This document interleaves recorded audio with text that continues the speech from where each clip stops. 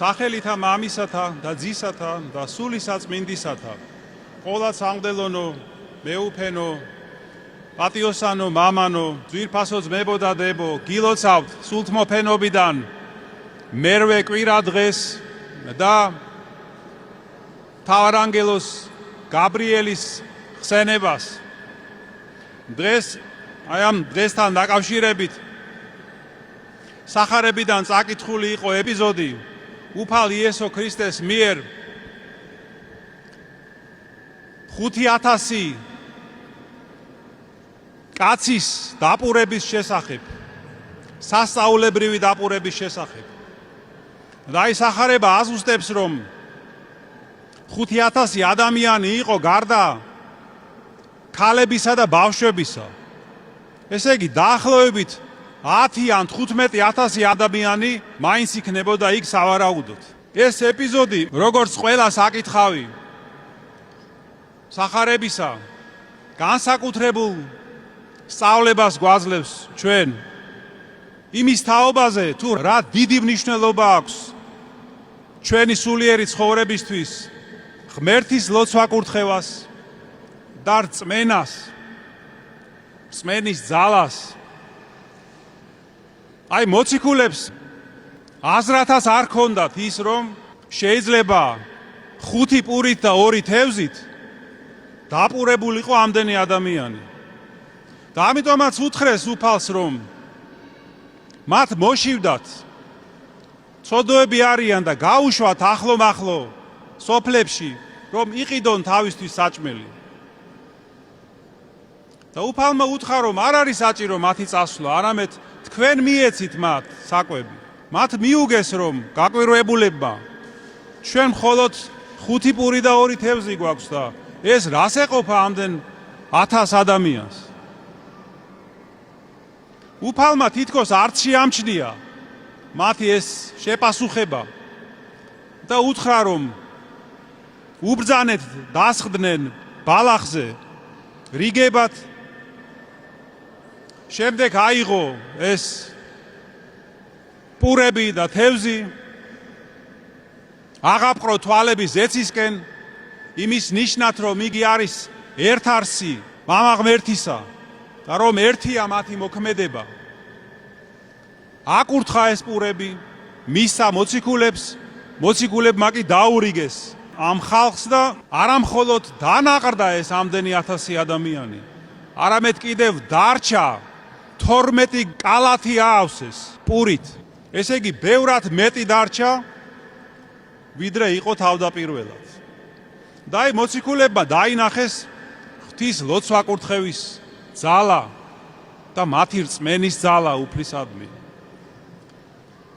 და აი ჩვენ ძვირფასო ძმებო და დებო, წმინდა ეკლესია ყოველთვის გვასწავლის ლოცვა-კურთხევის მნიშვნელობას ჩვენ სულიერ ცხოვრებაში.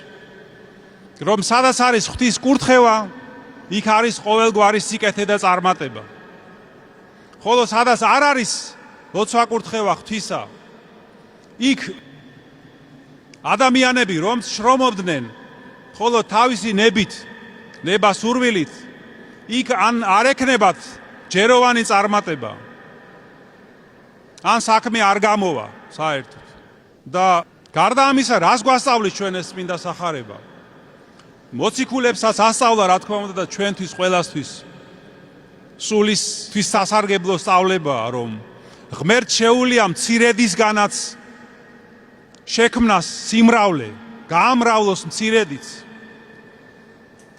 და ასევე ის, რომ უფალი არ უგულებელს ყოფს მცირედსაც კი. აი ნახეთ, რომ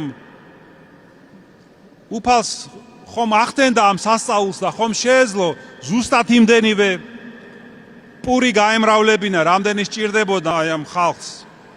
არამედ მან მეტი მისცა, ბევრად მეტი მისცა. და ასე იქნება ჩვენ ცხოვრებაში ყოველთვის. ამიტომ არასდროს არ უნდა დავბრკოლდეთ, თუ ხედავთ, რომ მხოლოდ მცირედის მირთმევა შეგვიძლია, რომ მცირედი მივართვათ უფალს, მცირედი მივგვაროთ მას, ჩვენი შრომა თუ ჩვენი ღვაწლი თუ ჩვენი უნარები ჩვენი შესაძლებლობა. არ უნდა დავბრკოლდეთ, რადგან უფალი ამ მცირედს გაამრავლებს აუცილებლად. როგორც აი მოხდა დღევანდელი სასწაულის შემთხვევაში. და კიდევ ერთი რამ, რაც ერთ-ერთი ყველაზე მთავარია ალბათ, რომ მოციქულებმა დაინახეს რწმენის ძალის მნიშვნელობა, რომ მათ არაფრის არ უნდა ეშინოდეთ და არც ერთი გარემოება არ უნდა ჩათვალონ უიმედოდ. ეს ჩვენთვისაც დიდი სწავლებაა, რომ ჩვენ რწმენის სახით გვაქვს ისეთი ძალა, ისეთი საყრდენი, რომელიც ყოველთვის დაგვეხმარება ჩვენ. და ვიბეორებ შეძლებს ჩვენი მწირი შესაძლებლობების, ჩვენი მწირი შესაწირავის გამრავლებას და გაძლიერებას.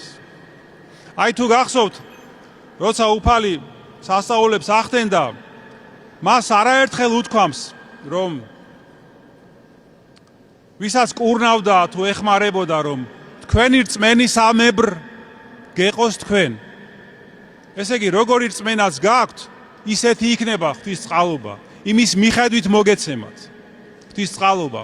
ეს რას ნიშნავს, რომ უფლის რწმენა ჩვენს გულში, ეს არის გასაღები, რომელიც ხსნის ჩვენთვის საღვთო სიკეთეების დიდ საუნჯეს.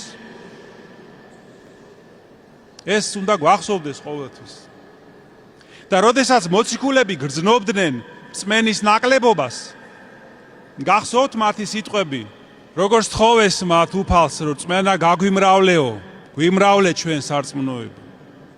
რატომ? იმიტომ რომ ისინი უკვე დარწმუნდნენ ამ რწმენის ძალაში და მნიშვნელობაში. და ამიტომაც თხოვეს. ეს იყო, როდესაც